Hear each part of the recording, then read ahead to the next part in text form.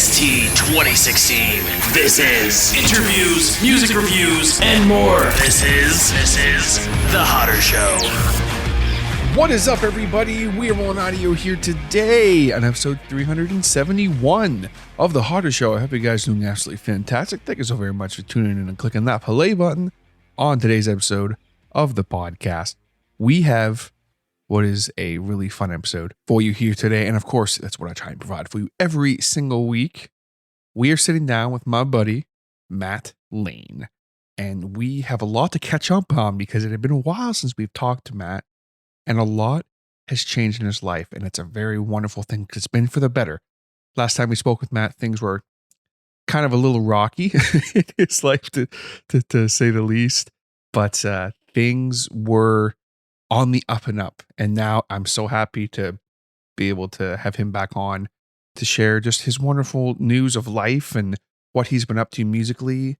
We talk about his new song, Happy Song, which is awesome and kind of where that comes from. Also, some shows that he has coming up. Is a really just fun conversation. I always love talking with Matt. I just need to say, unfortunately, technology hates me. And for whatever reason, the microphone that I had selected while we were doing the recording was set for this microphone, but for some reason it recorded with my webcam microphone. And it is not possible for me to go back through and re-record everything. So I apologize, folks, but my audio is going to sound like trash for this. So I do apologize. You can hear me and everything. It's just not clear like this is. But if you're listening to this, you want to hear from Matt anyway. You don't want to listen to anything I have to say. So we're going to keep this short here. But really quickly, I want to give a shout out to everybody who supported last week's episode of the show, the music showcase of WCS's brand new EP, World on Fire. That was a nearly 3-hour long podcast, a lot of great content on there. And Matt was just an open book and had so much to say. And it was a really great cathartic conversation near the end there. And a lot of people said that they actually really enjoyed kind of hearing that side of when a band does break up and what can happen. And not the negative side of things, but like kind of the internal struggles that you can go through after that. And obviously, be sure to keep up with everything that Matthew Tidelio is doing. I had the links down below in the description of that, so big shout out again to Matt. Also, folks, be sure to stay tuned for the outro of this podcast because I do have some show announcements for Matt that were a little more last minute. So we were not able to talk about it because we did record this a couple of weeks ago. So I have some last minute show announcements for this week, actually, as the podcast is coming out today. He's playing somewhere tonight and then on Saturday. So stay tuned for the outro and I will share that information with you. But now we're going to jump into my conversation with MattLayn on the other side of the break here as we hear word from the sponsors who are helping the Hotter Show grow. Here, back here with MattLayn here on the Hotter Show. Tell me you went over with that. Matt, what's up, buddy? Oh, you didn't tell me you're going to open with that. I wasn't prepared. I know, right? Great. I'm good, dude. I'm good. I'm just at work right now and a lot going on and taking some time to talk to my buddy. It's been a little bit. How are you? I'm good, man. I appreciate the time you coming and hanging out because the last time that we spoke, it's been a while, but it was that wonderfully cathartic music showcase that we did about the EP, which, as we're gonna, did we not do one after that? I thought we did one after that. Did we do one after that? Oh shit! Am I forgetting my own fucking content? It's totally fucking possible, dude. Let's see here, MattLayn. Did we do a conversation after that? Oh, fuck, you're right. We did. Wow. What the fuck? Why do I not remember this? Oh, I am the number one fan of the Hotter Show. I have the knowledge. Okay, you know why? Because it was we talked about 27, and it was still a very cathartic conversation. And but also it's always cathartic with me. It's always cathartic. Well, today might not be. We'll see what happens. Yeah, which is good. Like I love that, and I really love that conversation. But then we also talked shit about Eastside Mario's, so I can't believe I forgot that. We called out Eastside Mario's. My position hasn't changed. Yeah, same here. I'm still firmly against Eastside Mario's, but yeah, a lot's been going on for you, man. Like even like with that conversation, that was back in when was that? So that was May of 2022. So how much has wow. changed in your life since May of 2022? Walk me through it. Okay, so May 2022, I just moved in to my apartment that I've been living in for the past near year now. It'd be a year in May. Moved in with my girlfriend, now fiance. I proposed to her November Congrats 2020. for that. That's awesome. Thank you. Very excited. Went to Vegas, did the whole thing. It was a lot of fun.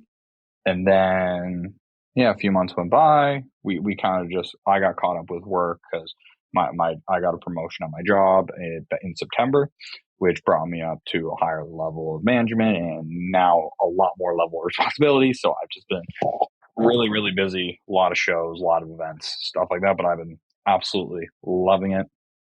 I am currently the biggest I ever have been in terms of weight. No, man, you look good though. You look good. Black is quite slimming. Listen, I hear you. Okay, as we both wear black. What a coincidence! I am also currently the fucking biggest I've ever been. Listen, brother, you know what's Cheers bad? to that. You know what's bad when you get on those official doctor scales. Mm-hmm. I got on one in an area I was cleaning that was a clinic. And I got on one and I was looking down and I went, whoa, I've lost weight. How is that possible? And then you fucking realize your gut's resting on something. So then you release your gut and you gain 15, 20 pounds. And you're like, oh, it's that scene in The Simpsons where Homer's trying to hit 300 pounds. And it's like, Dad, that said you lost weight. And it's like, Dad, towel rack. That was my life. And I went, oh no. So yeah, I hear you, man. Yeah, no. So it's literally that right now. But once I get over, I'm in the midst of, when we're recording this, I'm in the midst of 3 sold out shows, which my place the venue I work for has never done. So it's been a learning experience for them. It's been an amazing time. But once we get over the hill, I get a couple kind of quiet weeks before we get back into the craziness. Then I get to go to the gym and start taking better care of myself, which is the plan. And then, so I put out a new live video, February. I think I put that out, called Happy Song. That's on YouTube right now. I did a small run of shows with the homie Bittersleep. Graham, shout out to Graham. That was a great little run we did. And then most recently, we were going to be staying in this apartment, but my fiance's parents, my in-laws, her dad got a really big job offer in Toronto, and he was retired. But it's one of those offers where it's really too good to say no to. So he's like, "Well, we're going to go do that." He's going to go do it for a few years and then go back to retirement. But so they're moving to Toronto, and they were going to sell the house that they were living in.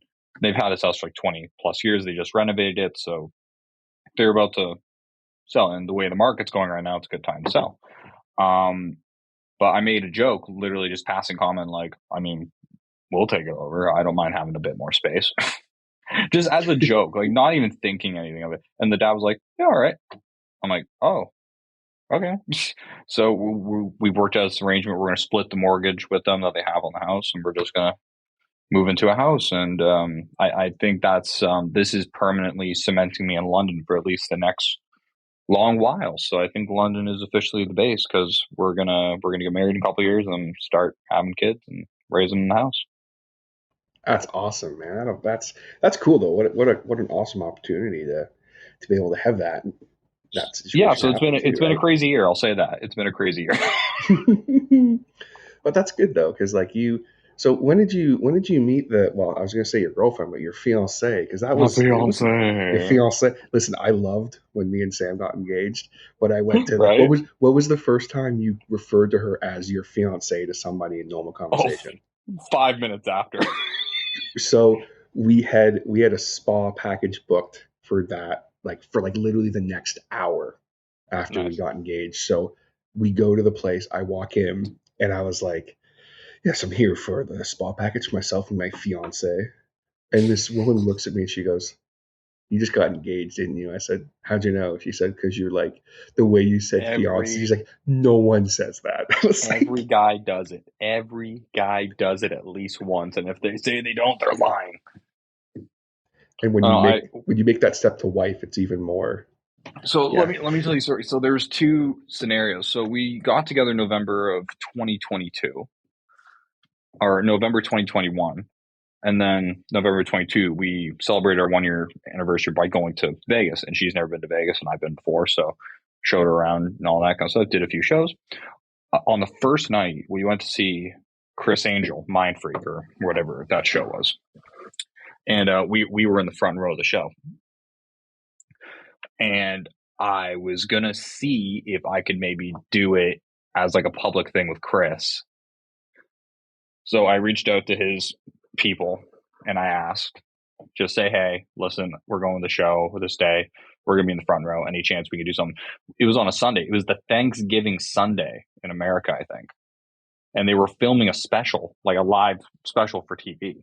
And they were like, if you can get him at his attention at the end, then maybe. I go, okay. So I was trying to get his attention. I had this like little side satchel. I had the ring in. I had a small period there where I was wearing a side satchel. It was a whole thing. Very functional though. Very functional. I might bring it back. No fanny packs though? The fanny pack, I don't know.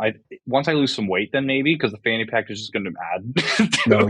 See, that's the thing is, as a fat guy, you know, if I was to wear a fanny pack, it would just accentuate even more the gut. So I'm kind of like maybe, but I'd have like a bright colored one with like stripes on it and shit.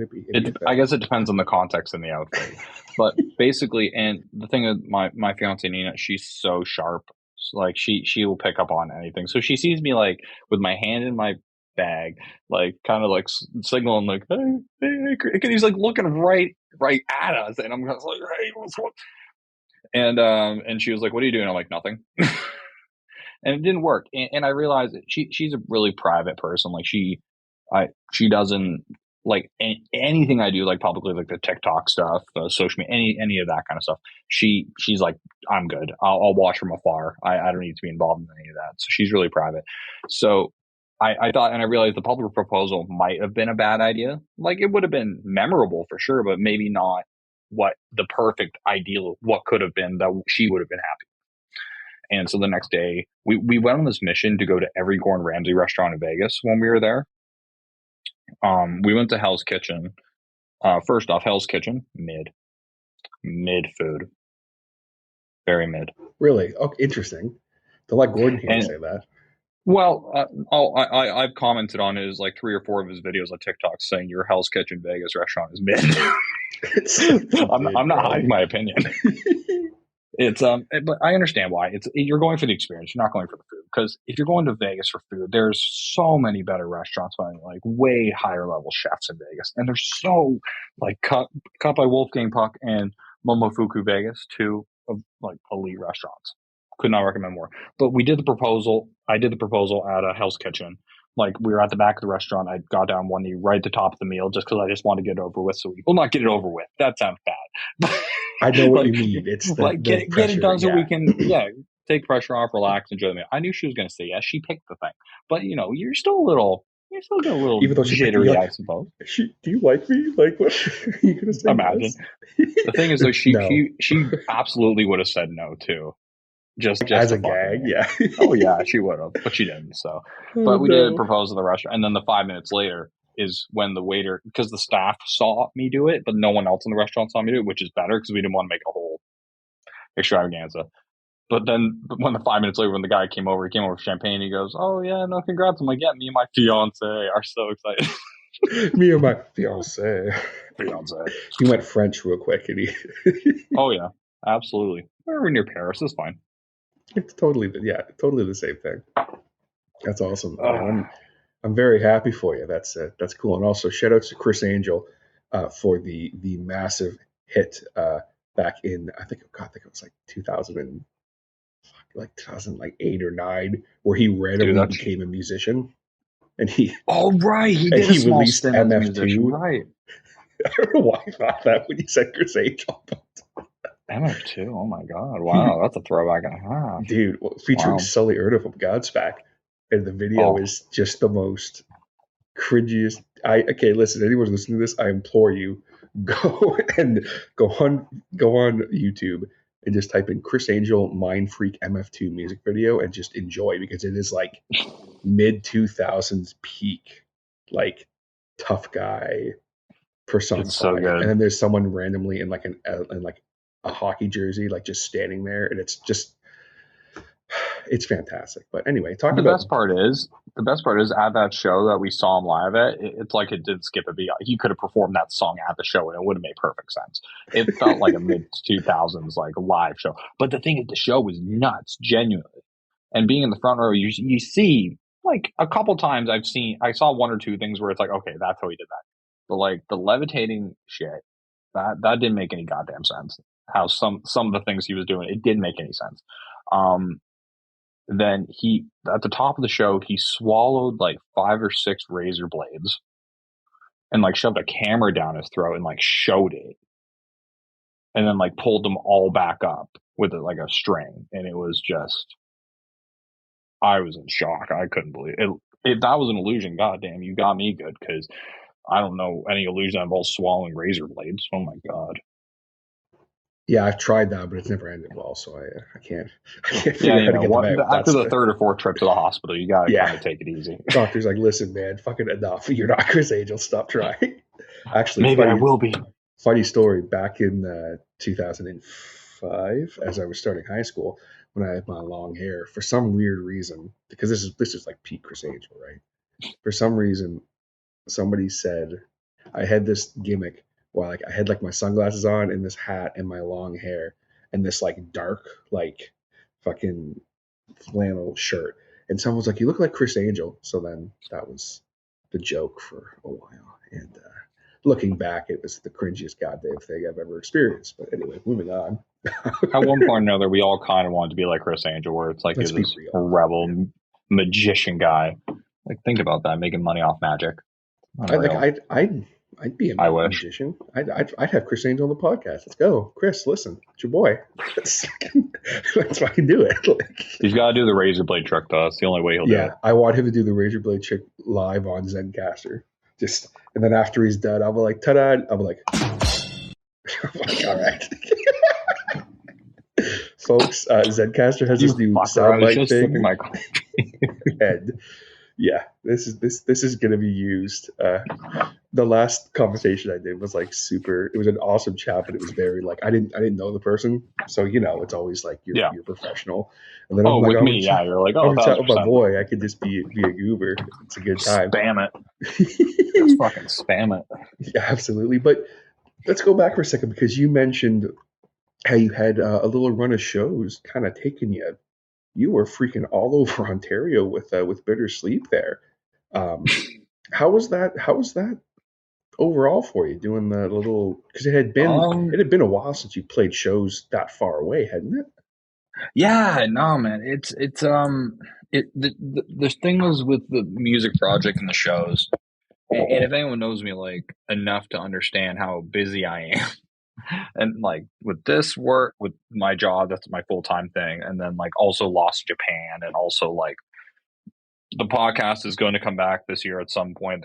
We're figuring something out. I don't have any news on it right now, but there's something happening and involves London. I'll say that. That I'm just so busy, and I would love to play more shows, but the issue is, and especially now with inflation, how expensive everything's getting, like I can't justify going off and doing like driving to do a one-off somewhere across the province. I just can't.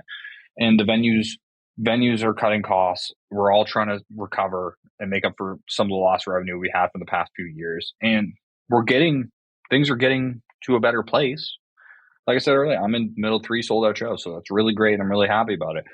But it's just like, for me, I got to make it a run, or else it's not financially worth it to start with. But also just, I hate touring. And when I say I hate touring, I mean I hate like the traveling aspect of touring. Because like when I go somewhere, I like to stay somewhere for a day, or stay somewhere for like maybe a couple days, go to eat somewhere, like local places, maybe some shopping, explore the area, see what it is. And for me, That's one reason why I don't tour. Plus the inflation thing with the money. I'm going on a ramble. I apologize. That's if you've listened to me and him before, you already know. That's what they know this what is. they're getting. They know the mess I am. But the shows themselves were fantastic. We kicked it off in Windsor at the Chelsea. Shout out to Addison from Lost Japan for helping me set that one up. Really great little start off show. And then what we do the Friday, Tillsonburg. Dude, Tillsonburg is going to be the place to be. The mill in Tillsonburg has this tight little 80 cap room, all like exposed wood, brand new sound equipment, unreal sounding room, unreal monitors for musicians, and musicians know the importance of monitors. But yeah, that was a great show too. Great hospitality. They took really great care of us. The locals were a lot of fun. I know Bittersleep, they took him out on the town after the show. he got suckered out there like, oh, you should come with us. And by that point, I literally said, I'm going to go upstairs. I'm going to take a bubble bath and then I'm going to go to bed. And you know what I exactly did that. You did exactly. That is the most rock star thing I can think of. Well, you got to take care of yourself on the road. Absolutely. It's, self-care is important, my guy. It's important. No, my going out and drinking and party days are there behind me. I don't do any of that nonsense anymore. But then on the Saturday we ended up with doing a sold out show in Welland with the legend Andy C. Revive the Rose and a couple local acts out there, and it was a great time. And then the following week we did I did Peterborough by myself, and we were talking before I did the radio thing with Currency. That came first, and then I ended up booking the show last minute afterwards because I'm like, well, I'm in Peterborough, I might as well do a show if I can. And there's this great new room out there called Urban. Shout out to them. They're starting to do a lot of great shows. And then the Friday was supposed to be Oshawa, Cork and Bean, but we had to cancel it because there was that really nasty storm that came in. And I remember I stayed in Coburg that night at my old drummer's place for my old band, Earthbound, Vaughn. And the next day we went for breakfast before I went to Toronto on the Saturday. And we parked our cars in a lot near where he was living, and there's not even a word of lie, dude. Like 1.5 feet of snow, just solid snow on top of the car. I lived in Coburg like a good chunk of my life. I never took off that much snow off my car in Coburg. It was the most snow I've seen. It was unfucking real. And then, so I had the Friday off, which was nice. So I went to Oshawa, saw my old mentor Ed, and checked out his new room, Stage 44. Looks fucking amazing. I can't wait for everyone to see it.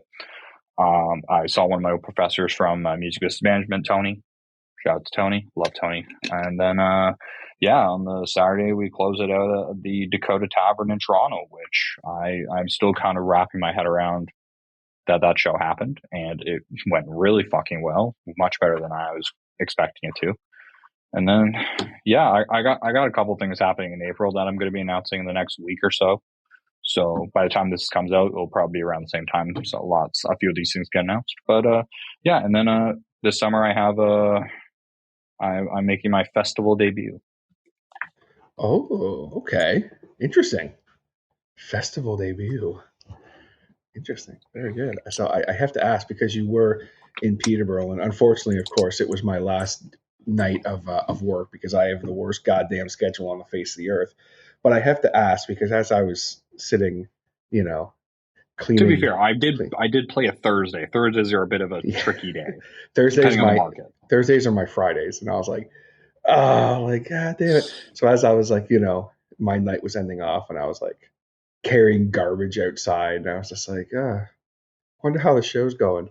But then also I know for a fact that you were going to be getting some poutine afterwards. So what was the poutine order? I have to ask. So last time I went to Peterborough, it was in August of 2021. I think I went one other time after that to do press, but I didn't go to Whistle Stop. Backstory.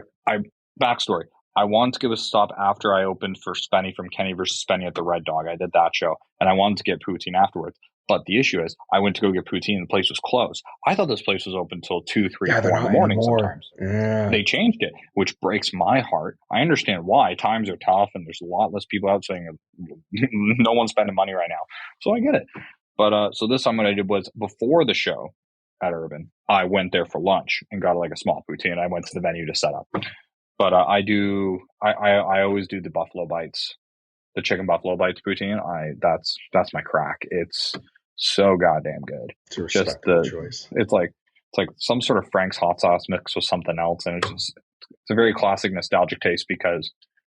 No, I remember the first time I had that poutine, and the first time I went to Peterborough, I was going to a show at the venue with a couple of my old bandmates from Earthbound, and we went and saw Billy Talent, July Talk, and Half Moon Run, and we got some poutine as well, and that's the first time we tried it. It was really good. Anytime you come to Peterborough, it's basically a staple. You gotta treat yourself to a little Whistle Stop poutineery. It's about 75% of the reason I come to Peterborough. I'm not even lying. It legitimately is. Like, it just so happened that, I wanted to get poutine. I'm like, I need a reason to go to Peterborough. Oh, cool. I can go do press with Currency. I need great. Drives 4 hours to get poutine. Dude, it's good poutine. I'd respect that. I really would. How was it having the chat with Currency? Because he's doing some cool stuff over there now. Shouts to Currency over at the Wolf 101.5, yeah, no, folks. Currency's a legend, man. I've known Currency for a good few years now, actually. And so the relationship with him, he had, when the pandemic happened, he used to do like live in the studio streams on Facebook and I was with Crownlands at the time, and we went in because they were playing a show and they went in to do a live performance. So that's where Currency and I first met. And then after that, we just kept in touch over the bit. The pandemic happened. He started a new podcast thing, My Creepy Basement or whatever it was called. Then he did a backyard session. I went and did it, and we hung out. It was a great time. He launched this new one live in the Wolf Den, which is at the Wolf's new studio. They moved studios about 3 or 4 years ago. I didn't know because I don't ask about where studios are moving to. This new run of things he's doing, it's great. There's a lot of local talent, man. There's a lot of great in the interviews he's done already. I've taken a look at all of them. They all sound great. People are out doing stuff. And Currency is a purveyor of talent, and that's what we need more of, man. It's just more people showcasing locals. And I know for a fact that also while you were there, you did he does this fun podcast on his. I think it's mostly on the Instagram, the Great Canadian Questionnaire. And, oh yeah, I heard it didn't go so well. What happened? So we were doing the interview, and I got there like 7. I had like an hour because I had to be back at the venue for 8. And I did performance. We did the interview for the performance / interview portion. And then we did the separate thing, the Great Canadian quiz, which basically it proved that I'm fake Canadian. I am going to be deported in the next few months, probably. But I failed miserably. Well, the issue with that is a lot of Canadian activities involve being outdoors and doing things outdoors, and I don't go outside if I don't have to, which sounds bad. Because mostly what I do is inside, like on a computer. Like if I'm working most hours of the day, and like if it's a nice day, sure, I'll go outside and sit, but I'm sitting outside to do work. He's going outside to sit, not to go like ice fishing. Yeah, exactly. Which was one of the questions actually, and I'm like, no. But it was fun, man. And Currency's a legend, and I'm so glad he's doing this kind of stuff, and the Wolf's letting him do this kind of stuff because we need more of it. Content's king, and whatever we can do to get more content out, let's do it. That's what it's all about, man. Big shouts to Currency. That was really fun stuff going on with him over there. But talking about the shows and that, how was the reaction to, like, because was that the first couple of shows that you did after releasing 27, or did you did some stuff after for 27, right? Not really, no. I like a couple one-offs here and there, but nothing substantial. The shows, it's been a fair bit since I've done shows. The last time I did shows, I was with Mike, I think.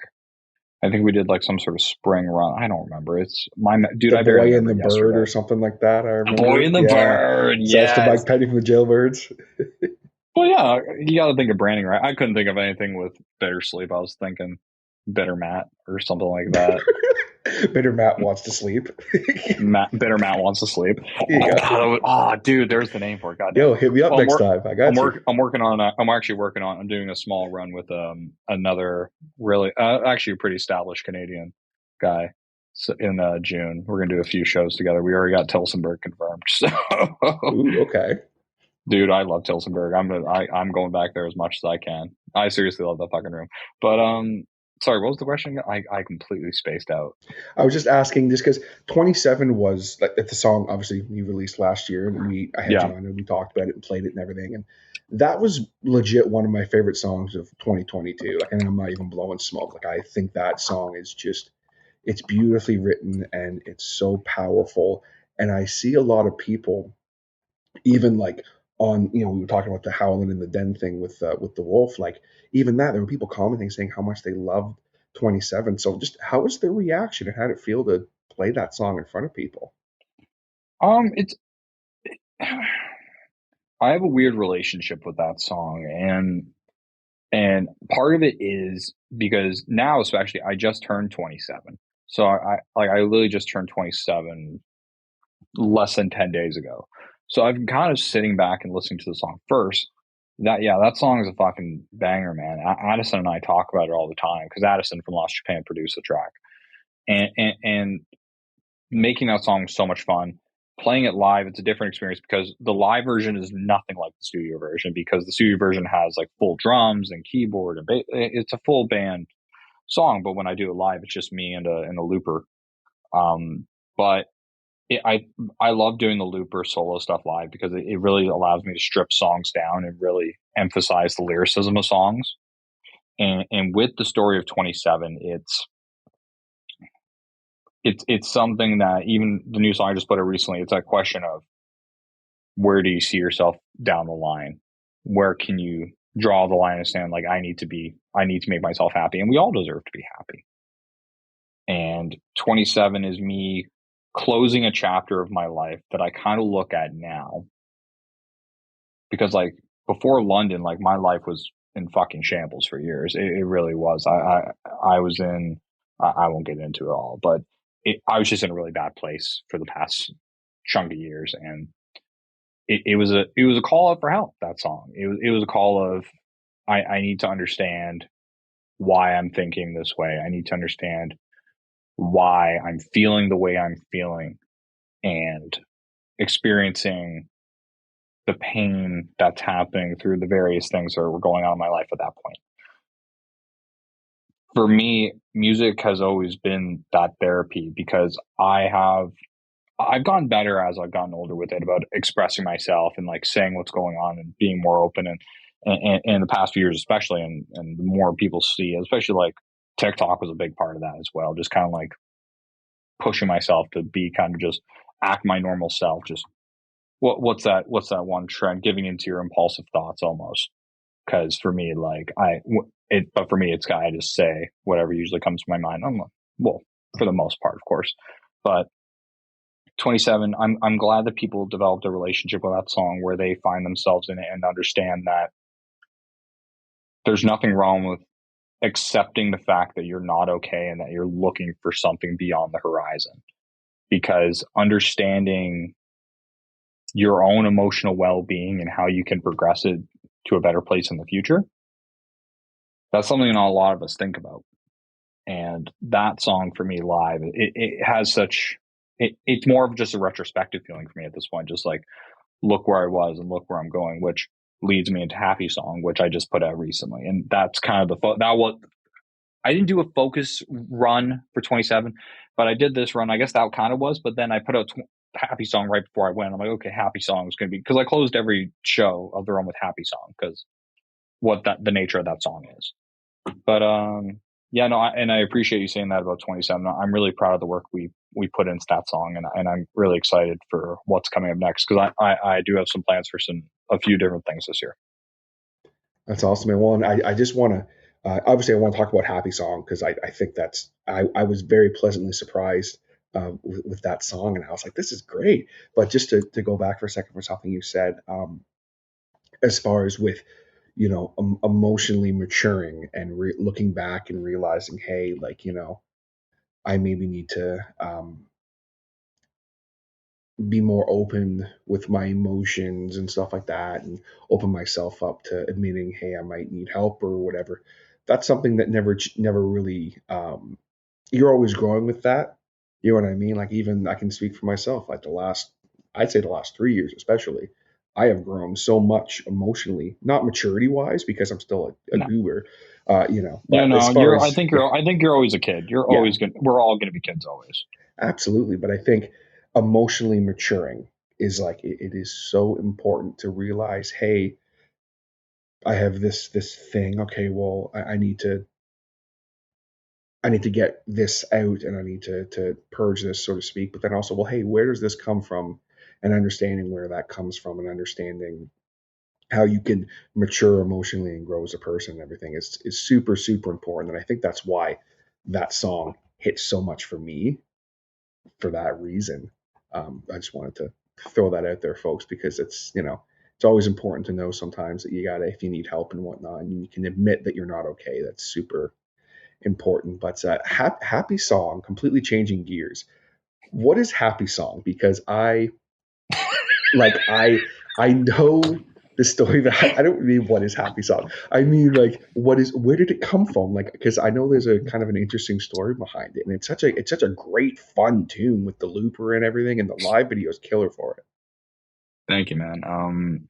With so I don't know. I kind of just been sat up in my studio office room in my apartment, and I've just been working on demos for the past like year. Just like I just sit there, I chill out, I turn on the vibe lighting, I cannabis, and then I cannabis, and then I Cannabis. and I see what comes out. And Happy Song kind of came out because for me, I'm always in a constant state of retrospection, it seems, and I think it's just to keep myself in check in terms of, like you said, the emotional awareness and just behavior and everything like that, and just the choices you make, because we all have to be cautious and make the right choices each and every day. With Happy Song, I took a look at three different things with Happy Song. I kind of wanted to look at my relationship with my dad a little bit, which is what the first verse was, and something my dad brought up to me constantly over the years, and this is something he still brings up to some extent. He understands the music a bit more now, what I am doing and who I am as an artist and what my beliefs are, but he still brings it up, of course. And it's the question of, well, if you're why aren't you writing happier songs? Why are you writing like stuff that can be played on the radio and you can make money and all this kind of stuff? Because my dad's been one of my biggest supporters from the beginning, and he fully believes, and tells me all the time, he goes, you can do this full time. I think you have enough talent to do it. For me, I don't personally agree. And it's because like I see the standard in the industry I work in. I see who the artists are that are doing it at an active level. But the other thing is, I don't want to be at that level. I know how hard it is. I see it here. When I have some of these high level artists come into my venue, I see what the day to day struggle is for these guys. And it's a tough life, living on the road, going to play 35, 40, 50, 60 dates in a row, not seeing your family and friends for God knows how long. I don't want to live that life. I want to be somewhere, have a job, work in an industry I love, and be with my future family. On a totally different note, I don't have any resentment issues towards my dad. I don't. Let me just I know what you mean. but, Yeah, it's like he's it's bringing just, it. Yeah, he's bringing it up to be like, hey, like, you could do this. Like, why aren't you doing it? Like, you could. it's from a Right? place of belief. Yeah. It's from a place of belief and love, and I understand where it comes from, and I appreciate it. But for me, I try to think more realistically in terms of what this life can be, because when after my mom passed away when I was 19, that kind of shook everything up for me in terms of just how I look at life and how I look at just things in general, especially in business. I've become a lot more like brass tacks when it comes to business because of the whole thing with my mom. And I think it's just it's that concept of time and how much time do I have left, and what I'm going to do with the time I have left, kind of thing, right? So the first verse, Happy Song, never get along with it, make a hit fit, so I just sit. And that refers to me just sitting at my desk, literally just thinking of things, because I know I could write some of these pop songs, and I could probably, if I really put my effort into it, I could probably write a song that charts, because I understand the formula, I understand what people want to hear, I understand what the market in the industry wants for those kinds of songs. Artistically, I just can't, because I can't sing a song that I don't believe in. I can't perform a song that doesn't resonate with me in some sort of way or has some sort of personal connection to me that I'm able to translate when I perform. Because when people see me live, it's a very selfish experience. And when I say that, I mean, it's selfish for me because to me, I played every one of those shows like it was my last, especially the Toronto one. The Toronto one, I gave 120% on. And I just need to make sure I'm putting my full authentic self into what I'm doing. And that's kind of the other thing the song focuses on. It's what is the state of the music industry? What is the state of the industry that was left after COVID? We've moved into a digital market space where we're trying to create songs that go viral on TikTok that can then chart on Spotify, that can then chart on radio. And it's just a cycle that it sucks to live in. It sucks, to be fair, but that's the nature of the game, and I love it. It's like crack. you can't. Once you're hooked, you're hooked. But with the second verse, I want to look at the relationship with my mother, and that's something I kind of cover in 27, where it's been I'm like almost having a conversation with her about what's happening in my life at that point and my struggles with addiction and all that kind of stuff. And then now it's just like look at the place I'm in now. I've gotten my act together to some extent. Emotional maturity, but some extent. And it's just in the second verse, I'm just kind of like, let me pull up the lyrics actually, because I need to really think about this for a minute. So this is the concept people came for, me looking at stuff on my computer. Well, especially I had the same issue. It's like, well, it's your own stuff. You'd think you'd never forget it, but then when you're like dissecting something, it's like, oh, what are we talking about? How does my song go? I need lyrics in front of me because that's the thing I can sing. I know it off by heart when I sing it, but like I realize that. So yeah, the first verse talks about my relationship with my dad and how he wants me to become something bigger in the music industry by focusing on the more popular stuff. Me questioning it, me having issues going back and forth whether I want to be dead, whether I don't want to be dead. As we all do time to time. And then the relationship with my mom, she's a big Shania Twain fan, but that also references a lot of, once again, I make a line in that song that kind of says a lot of the songs sound the same, which a good amount of songs do. Once again, state of the industry and how everything is. I even talked about my first show, my first actual performance in front of people in that song, which was I sang Van Morrison's Brown Eyed Girl. And anytime I hear that song, it just takes me back to that time. It was eighth grade, and if that I think about, because it was, did I tell you about when first time I performed? I don't think we've ever actually we've ever shared that story with me. Well, I'd love to hear it. So it's it was an accident. It was an accident, to be honest, genuinely. So what happened was I was in eighth grade. I for some reason I was really taking initiative that year and just like trying to be as out there as I can in terms of projects and being creative. So like I would take an idea I had for something to do for the school to the principal of the school.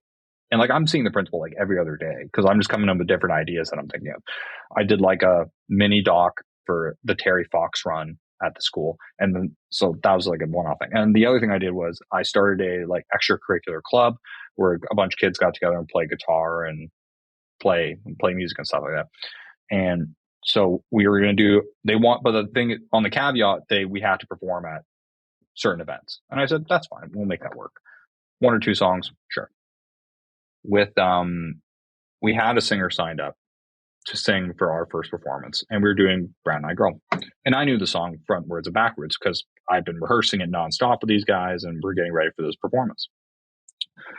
We were getting to rehearsals. The guy is about as off key as you could possibly get if you had both your ears plugged, like with your fingers. Like not to shit on him, but he was really bad. And so he left. He pulled out. He was like, yeah, no, this isn't going to work. I can't do this. Because I think he realized it was bad. And he was like, yeah, I'm just going to say no. I'm like, which is fair. And I shout out to him. He was like, yeah, no, I can't do this. And I said, fine. And so we were all, the rest of the band was worried. They're like, oh, what are we going to do? What are we going to do? And I was like, well, let me try singing it. Because if I can get us through one, then we can find a singer for the next time. That was the intention. Like if I can be good enough to get through this one, then we'll find someone who's actually going to do it the next time. So I don't have to. We did one run through and I knew the song. So I sang the song how I would sing it. And at the end of the song, they were like, why didn't you tell us you could sing? And I said, I didn't know until about 3 seconds ago when you just told me. And literally that was it. And then from that on, I was known in the school as the singer guy for a bit. And just from there, kind of escalated to where we are now. So if that kid didn't back out, I may have never potentially started performing in front of crowds. Interesting. It's funny how things work. You look back on stuff and it's like, oh, if this one thing didn't happen, which at the time seemed so small, how different would life be, right? That one choice could have changed everything. It really could have, and that was a very fork in the road kind of moment for me. But on back to Happy Song really quick. The last verse of Happy Song. So the first kind of couple verses we're talking about like my past and my present of like what I've dealt with in my past with my parents, what I'm dealing with presently with working in the music industry and working with all these people and understanding what the landscape is and is becoming and has been for the past while. But the last song, I kind of wanted to do something a bit outside the box almost, like not in terms of love songs, because I've done love songs before, but like a love song that also infused a lot of the positivity of what's been happening in my life over the past year. And because that's something I never really focused on, because artistically, art comes. There's an expression: art comes from pain, and a lot of my songs come from some sort of place of pain or some sort of place of passion or drive or something. And the last verse, I literally just like, let me just sing about my girl. Let me just sing about Nina and just all the things I want to do with her. And the second one, I'm going to put a ring on that hand. I did. So step one, we're already off to a great start. Step two, have our first dance. We're thinking 2025 for the wedding. We're going to start planning after we move into the house. I'm not in any rush. We're not in any rush. It's going to happen when it happens. My family's like waiting on the edge of their seats, and I'm like, yeah, no rush. And then here are those first steps. I'm really excited to have a kid. I think that's. I was thinking about it just the other day, like thinking about like some of the moments I can have with a mini version of me, and just like we can give it things that I never got. Because when I was raised as an adult. I was raised by parents and my parents who were at the time in their late 40s, late 50s. And so by the time I'm older, my dad's in his 60s and my mom's in her 50s. And it's like, it's tough. And they already had 4 kids at that point. So I just kind of got thrown to the wolves almost. Well, not thrown to the wolves. It's a little ignorant to say, but I would say it was a tough. I was alone a lot of my time growing up, and I want to give my kid the stuff I couldn't have. Like I never got to play catch a lot with my dad as he got older, for example, and that's like a very niche. I'm not crying about I never got to play catch with my dad. It's not that bullshit. Fuck off.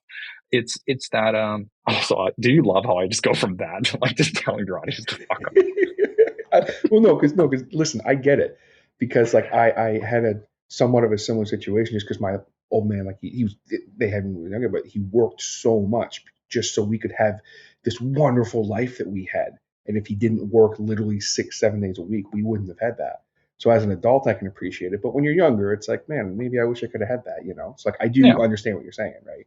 Different No, reasons, but and as I've gotten older, my dad and I had that conversation after my mom passed away, and he apologized. He said he felt really bad that he couldn't be that father for me. And I said, but I understand why. The place you were in your life, you were later in life, you had bad knees, a bad back, you're working all the time. Like it's the same kind of thing. I completely understand where he's coming from, and I have no ill will towards that. But I just want to make sure I can give my kid everything that kid deserves, because I know once I have a kid, my views on everything are going to change again, and my priorities are going to shift again, and it's constant adjustment. But I'm really excited for what the future brings, and that's what the last verse of Happy Song does. It's kind of closing out, looking towards the future. But the last line of the song is, "Yet here I still sit," because at the end of the day, I'm still just sitting at this desk, puttering away, trying to come up with that song, that one song, my amuse bouche, my grandiose, my masterpiece, I think I'm on the path to write that one song that I think is what I want people to remember me for. I just don't think I've written it yet. It's cool to be on that journey too, because like And to have a song like Happy Song that's very much a people can look back and be like, oh, this is the song where he was talking about writing this song or whatever. You know what I mean? Where it's like it's Yeah. cool to have a song like that. That's very much a kind of a picture of where you were at in your life at that point in all aspects. And I think the biggest thing with Happy Song, and it's kind of been the central question that surrounds the song, because the song surrounds this question that, are you happy? Genuinely, that's what the question of Happy Song is. And when I don't usually go into long explanations when I do shows live, like I talk very minimally because I just want the music to speak for itself. Happy Song, I feel like I need to give an explanation because I need people to understand what they're about to listen to and what they're going to go through. And when I say go through, I mean, if people are into the show and they're listening and they've been enjoying the show, I kind of have to prepare them for the left turn that Happy Song takes, because when I do Happy Song, it's the exact same as the live recording. It's that very stripped down. It's like the one guitar, like ding, ding, ding, and then just rhythmic, and then just me talking shit over it. And it's just that, are you happy? Can you look at your life right now and ask, are you happy? Not today, not tomorrow, not yesterday. Just in general, are you happy? And a lot of the shows on this run, I was making people cry, and I feel really bad about that, which I do. I hate making people cry.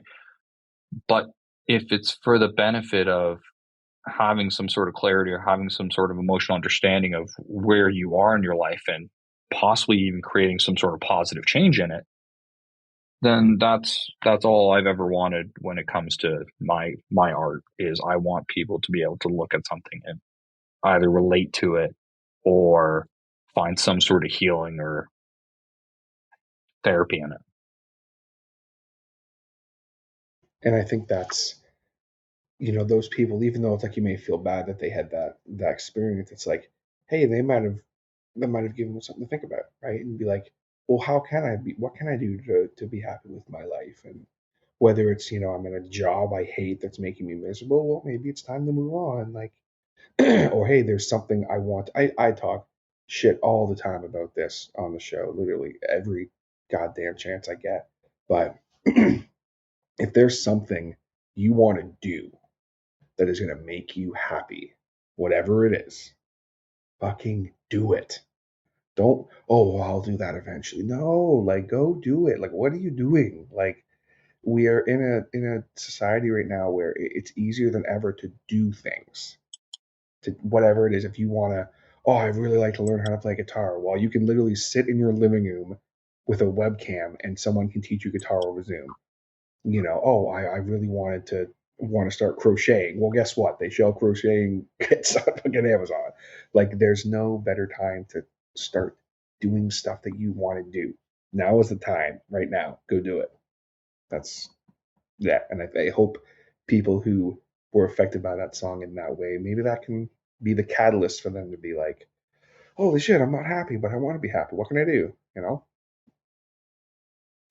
It's a powerful thing, music and art in general, because you can convey such emotion from art, and everyone's affected differently. You can be affected by seeing an amazing painting that makes you reflect. You can be taken by a song. You can be taken by just about any sort of conceptual piece of art that's in front of you. And that's the beautiful thing about art. And that's what I want my music to be focused on, is that the authenticity and my beliefs and my passions and what I want to focus on, as opposed to writing. And like I said, my music is very selfish. I'm writing things for me so I can reflect and heal and work through some stuff. And if something that I put out connects with you, great. If something I put out bums you out, great. Great. Listen, I want you to be miserable. No. No, not miserable, but I know what you mean. Yeah. Just joking. But yeah, no, I understand what you're saying. At the end of the day, it's like, you're feeling emotions while you're writing this stuff and singing it. And then if you can help someone else feel those emotions, hopefully with the intentions of purging those emotions, hey, then that's a good thing. That's a cool thing. And that's a beautiful thing in music, man. It is. It really is, man. Well, as we get ready to wind down here, and I appreciate the time, it wouldn't be me if I didn't ask a couple of quick questions here for you. So, Sure. real quick, how's that Martin been treating you? Oh, the new one? Mm-hmm. Oh man, that's just a beautiful guitar. I've wanted a full size Martin for a while because I've been traveling around with the little Martin, the little Ed Sheeran signature, which that little guitar got me through a huge chunk of my performance life for a bit, and I really got my money's worth out of that first guitar, that first Martin. But this second Martin, I think it's that transition period like I've been going through. It kind of just reflects on where I've been going, and it's a fantastic guitar. It sounds great live, sounds great when I'm just playing by itself, and great to write on, great to play. Couldn't recommend Martin enough. Martin, if you'd like to give me some money, I'm always open to accepting a check or supply guitars. Either way. You don't have Ed Sheeran anymore, so if you need another sad white boy, I'm right here. You need another sad white boy. I love it. I have to. So what's the top on that guitar? It's super dark. It's a super dark wood. Is it a full mahogany or? It's full mahogany. Yeah. Okay, cool. That's what I thought because I love full mahogany acoustics. Yeah, the tone's unreal. It's got a great tone on it. So I was just curious. Martin mans, they got the magic in those guitars. They really do. There's something in the glue. I don't know what it is. But something in the glue. So that's quote Dave Mustaine talking about being guitars. There's something in the glue. Anyway, and then of course, last question I have for you here today. Actually, you know what? Second last question. Do you have a funny story from the road, from what happened while you were doing with Bittersleep? Anything you didn't touch on that was kind of a funny moment? No, the funniest moment was, I didn't talk about the aftermath of Tilsonburg for Bittersleep. I didn't mention what happened after the next day. So Tilsonburg set us up. So we played at this place, The Mill. They have this really fantastic restaurant with an unreal menu. They fed us, gave us drinks, and they gave us a lot of drinks. I'll certainly say. And they also gave us each a room for the night. So they took really great care of us. So shout out to The Mill and Tilsonburg and Patrick and Ben and everyone involved over there. So yeah, the next day, I said, "Hey man, I'd like to let's be up by 10 on the road by 11 if we can," because from Tilsonburg we had to go back to London so we could change, because we didn't bring change clothes. We didn't know we were staying there. We thought we were going back to London that night. So we had to get up, go to London, and then we had to leave London, drive 2+ hours to Welland for the sold out show. With that, I go down for breakfast because they also were going to feed us breakfast. Very nice. So I go down for breakfast. I sit down, eat. I'm not going to lie, I'm a bit hungover. I had a couple of beverages with the locals at the venue. I didn't go out like grammed it, but had a couple drinky poos. A few paps, as the people would say. So I'm down there. I ordered food. I'm waiting. I'm drinking coffee, and I message him, and I'm like, and he's not. The messages aren't going through. So his phone might be dead or something like that. So I'm like, his phone's probably dead. So I go up once, and I knock on the door, not lightly, but firm enough where you can hear it. And I didn't really hear any movement, and so I just went back down. I go, okay, I'll get another 20 minutes. So another 20 minutes go by. I've still heard nothing. I go upstairs and I just pound on the door. I'm like, dude, what the fuck's going on? Is this kid dead? Did this kid make it back to the hotel? What's going on? I'm freaking out. And he opens the door, and this poor soul, he looked like Tilsonburg chewed him up and spit him out. Bless Tilsonburg, man. And I'm like, what time did you get back? He was like 3 or 4 in the morning. I don't really remember. I'm like, okay. So that was probably the funniest moment. It's just watching that poor soul come to eat some food at the table afterwards, with his hood up. He's all hungover and sad. It was the funniest shit. Meanwhile, you spent the night doing what again exactly? I had it. So I was definitely drunk, but I took a bubble bath and I went to bed. That boy. In bed by what? In bed by midnight, you think? Or yeah, I was in bed by 12. I know I was. I love it. I love it so much. Hey man, you gotta get your beauty sleep on the road. Because I'd be doing the same thing. Yeah, the day before we were in Windsor, and then we did Tilsburg, so we're already 2 shows in. When you do a couple shows in a row, you get pretty tired. And I know for me, I'm putting my full self into it, so I know how tired I get after a show. So that's another reason why I can't tour, because I get so tired after a few days. But yeah, no, that was probably the funniest moment, just watching that poor soul the night after Tilsonburg, which is why I'm going to do Tilsonburg on a Saturday in June with the guy I'm doing the show with. So that way we can have a nice little party afterwards. So. Nice. Very good, man. Well, it's been great talking to you. I appreciate the time. And just real quick, I want to ask, what's your best place to eat in London?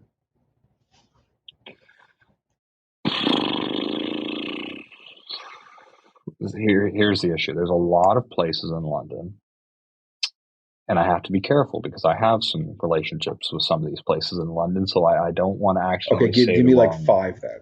Not favorites. Give me like I'm not. Oh, I'm giving you one. I'm giving you my absolute favorite. I'm not going that far. I don't have that much time because I got to think about everything. But in terms of like my absolute favorite restaurant now, there's a newer place on. If you know London, it's on the corner of Highbury Ave and Killally, which is actually going to be near the house I'm moving into in the next month and a bit.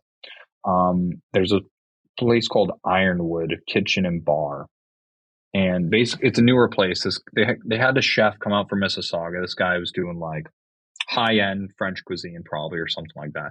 Because basically, what they're doing is they're doing fusion, like Canadian fusion. They're classifying it as like modern Canadian cuisine, which I can see what it is if you look at the menu. But basically, these guys, how they operate is so great chefs. Every meal I go it's a banger. But so they don't have fridge. They don't have they don't have a freezer. They don't have a refrigerator, and they don't have a microwave. They don't have any of that. Everything is fresh. Like the freshest food I've had. Every time I go there, everything tastes so fresh. And everything's also, most of it's locally sourced. And if it's not like local, it's within the province. So they're going province max for, and even I'd probably say Western Ontario for 95% of it. So the food is unreal. It's provided by all these amazing local artisans and like butchers and bakers and all these amazing people. And the food is just unreal. The staff is amazing. Every Friday night they have live jazz and half off bottle of wine. So, I'm going to have to go at least once or twice. But, you're making an appearance for that, obviously. You kind of have to when the food's that good. But yeah, I would say that's probably the best restaurant in London right now. But the thing is, I don't want people to know about it because I don't want to get too busy where I can't go whenever I want, but I need them to be busy enough where they can stay open. So I need somewhere in the middle there for them to do well enough. So if you guys go like a couple times a month, that's fine, but to make it a weekly just thing, go on folks, the days I'm not, and you're fine. Listen, call Matt and be like, "Yo, when are you heading there?" And just coordinate with me, and we'll make sure it works. Make sure they got enough food for Matt. Come on, that's correct. That's it. Well, brother, it's always a pleasure. Thanks so much for the time and coming and have a chat with me. I always appreciate it, and I'm sure we'll talk again sometime this year later on. We will absolutely talk again soon, brother. Thanks for having me on. Bye, everybody. All right, folks, there you have it. My conversation with my buddy, MattLayn. Always great talking with you, Matt. Appreciate you, brother. And real quick, before we go any further and I say anything else at all, show announcements from Matt happening this week that we were not really able to talk about on the episode. A couple more popped up. So tonight, as you guys are hearing this on Thursday, it is the 27th today. Matt will be at a surprise pop-up event in Tillsonburg, Ontario at an open mic. So keep an eye out for that. He has some information over on his Facebook page there. Then on Saturday, he will be at the Tattoo Convention in Markham. And then Sunday is the Home Country Showcase in London. Go to MattLayn's Facebook for more information about those shows. I will have the link down below. He's aside from being just a wonderful guy and hilarious and always a wonderful hang, he's also a very, very, very talented musician. And I think sometimes because he's such a great hang and such a good dude, it's easy to like not forget, but it's like, when you're buddies with somebody, it's almost like sometimes you can forget how talented people are, if that makes any sense.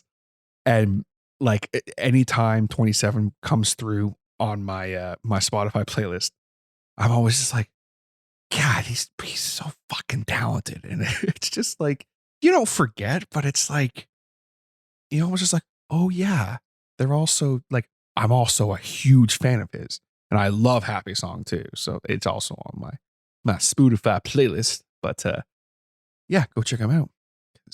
I assure you, you're going to have an absolute wonderful time at any of those shows, especially that showcase in London. And that's a big deal for him. That's really awesome. So big shouts again to Matt. Links down below. Go check him out. And while you're at it, if you want to, well, I got really low there. While you're at it, if you want to support the Harder Show on OnlyFans, no, I'm kidding. If you would like to help support the show, you can do so by leaving a subscribe, a follow, a rating. Ratings help this show grow, especially 5-star ratings. If you don't think I deserve a 5-star rating, that's okay too. Comment, let me know. Hey, I think that you suck. Okay, well, why do I suck? You just suck. Okay. Obviously, if you can give me some feedback, I would appreciate it. But 5-star ratings do help this show grow. Also, if you are able to, hit up the Harder Show on Spotify for that automatic download. Apple Podcasts also has the same thing. There might be some other apps that do the automatic download, but I'm not too sure. I use Spotify, so hitting up that automatic download really helps the show. Ratings help the show. Follow us on social media helps as well. We have Facebook and Instagram, all under the Harder Show.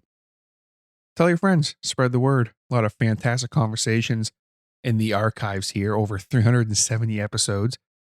I have what is probably going to be my new favorite episode coming next week. And once you guys see it, you will understand why. With all due respect to all my guests, this is just, yeah.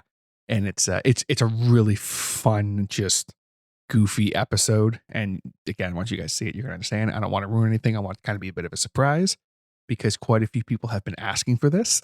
So it's coming. So stay tuned for that. Also, some great interviews coming up with content creators and musicians. Keep on rolling. And I got something else I'm in the works of right now that has nothing to do with this podcast. But let me just say, some really cool shit is going to be coming from I was going to say the Harder Show, but it actually has nothing to do with the Harder Show technically. But let's just say TJ's very excited for this show and for something else. And cool shit's going to be coming from the TJ Harder camp. So keep it locked to here because I will obviously share information with you guys on this podcast. And if you would like to support the show a little more, you can do so over on Patreon, patreon.com/The Harder Show. We have a $1, $5, and $10 tier, all of which have different rewards. If you would like to learn more about them, go check them out there. I do have an exclusive Patreon podcast there that is a horror narration podcast that is literally taking on a life of its own. I have way too much fun doing it, and my patrons really enjoy it. So if you're into horror and you want to check it out, I did share a few episodes of it back in October, and there is actually a episode I shared fairly recently back in February that I did share as well. So anything of the $5 and above tier will get you access to that. Among some other things, go check out patreon.com/The Harder Show. But even if you join the $1 tier, you're going to get a shout out at the end of every single episode of The Harder Show. And I'll tell you guys this right now. If you have a message you want me to say, or something of that nature, let me know. And I will say that message with your shout out because if I have no message from you or anything, I'm just going to say your name. I will always advertise for you too if you're a member of something or a part of something. So something to think about as well. Don't know if you guys heard that, but that was actually my dog Luna having a little bark in her dream, and I'm going to leave that in because that was utterly adorable. Nothing like a good woo woo woo in the middle of the podcast, just to warm you the cockles of your soul. But even at the $1 tier, like I said, you're going to shout out at the end of every single episode of The Harder Show, just like I'm going to give right now to all my Patreon supporters, my hard heads. We have the man, the myth, the legend, Scott Duquette, Roden Komori from Baseline Feed, a fantastic podcast, Wolf Delta Pi of Baseline Feed, wonderful podcast. If you're into audio drama, go check out Baseline Feed. Actor extraordinaire Eric Phones, writer extraordinaire Arthur Unk, Mike Quintero of Shudder Radio, fantastic horror podcast, Author extraordinaire C.M. Peters, also a member of the Baseline Feed podcast. The man that makes the Hodder Show look so good, my brother, Mr. Jason Reese from J Bridges Alerts. Kelly Sisson, Terry and Janet Hodder, people responsible for this podcast, really, at the end of the day. Mr. Brandon Bowden from Bowden Voice. And last but absolutely not least, Neil Skarupa from Neurotic Voice. Not Necrotic Voice, Neurotic Voice. See, I got it right again there, Neil. Shouts to you, brother. Thank you very much, everybody, for all your support, all my patrons. I appreciate you guys so very much. I have rambled way too much, taken up enough of your time. I hope you have a wonderful rest of your week. And I will catch you next time right here on The Hodder Show. Take it easy, guys.